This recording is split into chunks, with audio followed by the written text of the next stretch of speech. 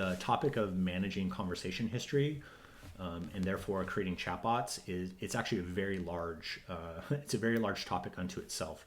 And there's a lot more advanced techniques that are outside the scope of this workshop. But that said, for those of you who might be going into building applications that are specifically intended as chatbot applications, we want to make sure you have some resources to kind of extend your learning here. So here's a couple links for you. One is in the LangChain documentation. We have LangChain provides several really powerful methods for storing conversation history, including session-based conversation history, which is to say like individual users. Here we're basically storing conversation history in a Python list. But as you can imagine, sometimes you might want to store that in a file system or in a database or etc. LangChain has a lot of really fantastic tools to help you do all of that sort of thing. So you can look at that more here. And then as a second feature, as you saw in our example, our current approach is basically making it so that our prompt over time is getting bigger and bigger and bigger and bigger and bigger. Now, we've kind of encouraged you to go ahead and make your prompts as big as possible to accomplish what you need, right? Until it actually becomes a problem for you. And in the case of chat conversations, this might become a problem for you for a couple of reasons. One, with an ever-growing prompt, it can get slower, right? If you're using third-party services that pay for tokens, your prompts can get really long and they can get expensive for you and your team.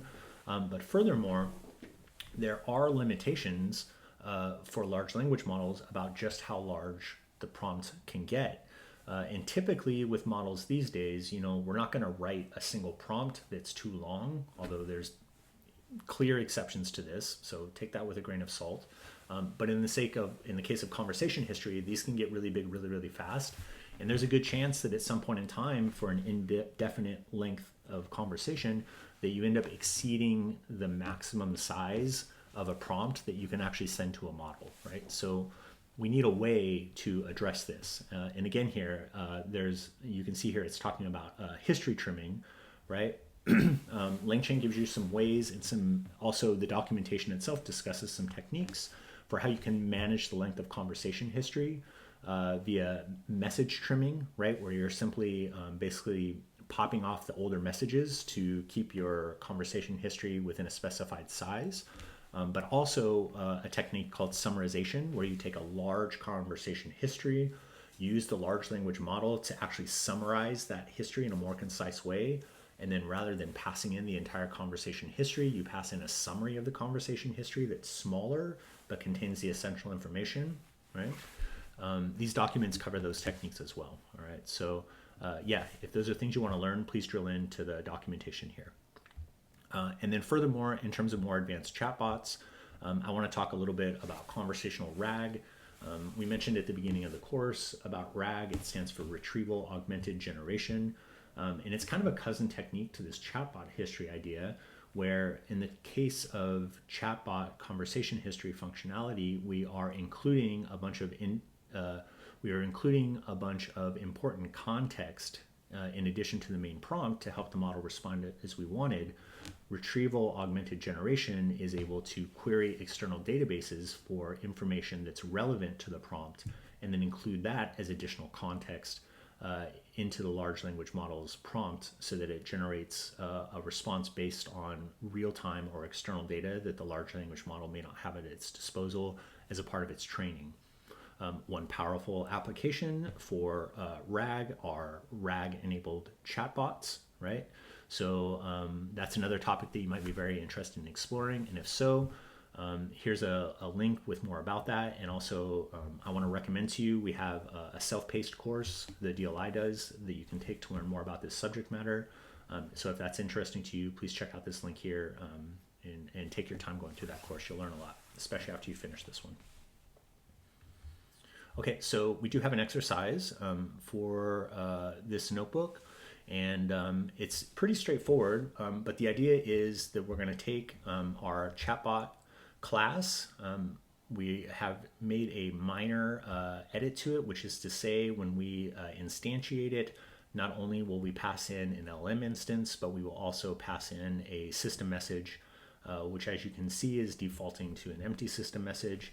And the idea is we would like to not only to create a single kind of chatbot that utilizes whatever the model's default system message is, but we would like these chatbots to have any number of personas that we might want to define in our application code. So your job is to refactor this chatbot with role. It's just a little bit of refactoring, and if you understand what we're doing here, it should be pretty straightforward for you. But we want to refactor it so that instead of just using the same system message all the time, we can define various personas. And if you want, you can use these example personas we've created here, one for a brief chatbot, one for a curious chatbot, one for an increased vocabulary chatbot. You should be able to instantiate chatbot with role using these system messages and get back conversation retaining chatbot interactions for each of these separate personas. Okay, so go ahead and pause the video, figure out how you're going to approach this refactor, make the edit you need to, perhaps try to make some instances using the chatbot with role class and these system messages to get some different behavior. And once you've had a time to figure that out and explore it a little bit, come back, resume the video, and we'll go over the solution together.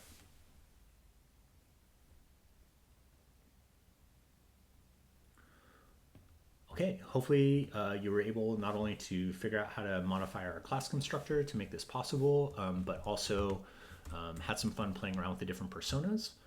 You can see in our solution, it was actually quite straightforward. We took our chat prompt template here, and in addition to the placeholder for the chat conversation, we simply included also a system message, which is utilizing the system message that we passed in when constructing instances of this class.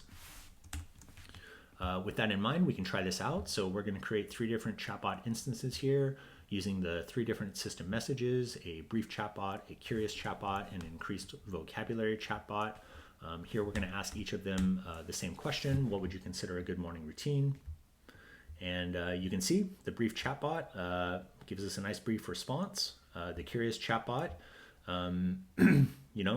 gives us kind of a typical response, but then is kind of following up curiously as we indicated it should do. And our increased vocabulary chatbot is definitely giving us lessons in English vocabulary in its response to what a good morning routine would be. Okay, so definitely not a main topic of this course whatsoever, but just to kind of provide it to you, we wanted to give you a look at a very simple chatbot interface that you might be interested in using. It's called Gradio. This is from the Gradio website. It says Gradio is the fastest way to demo your machine learning model with a friendly web interface so that anyone can use it anywhere. All right. Well, in our experience, Gradio is pretty cool. We like it, and if you find yourself building chatbots, especially for prototypes or for personal use, then you might consider using Gradio, which is really easy to use and really easy to set up, including inside of Jupyter environments, right? Which is pretty nice. So if you want to dig into the source code, again, this is definitely out of the scope of the subject matter of this workshop, so we're not going to spend time on it. But you can see we've got this chat helpers directory that has a Gradio interface Python file if you want to check it out.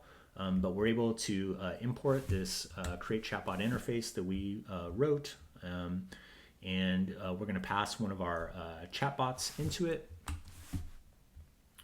And you can see we can either use this external link, right?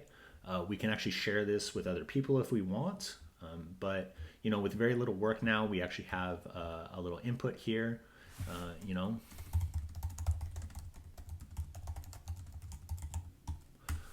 and just kind of in a really straightforward way, you can see we've got ourselves a nice interface for our model, and yeah, it's pretty great. So again, we're not going to go into depth about Gradio right here, but we want to let you know that it's one option, and there are others, right? But it's one option for getting kind of a quick chatbot interface if you need or want to provide it. And specifically, I would say Gradio is very good for prototyping or for developing interfaces for personal use.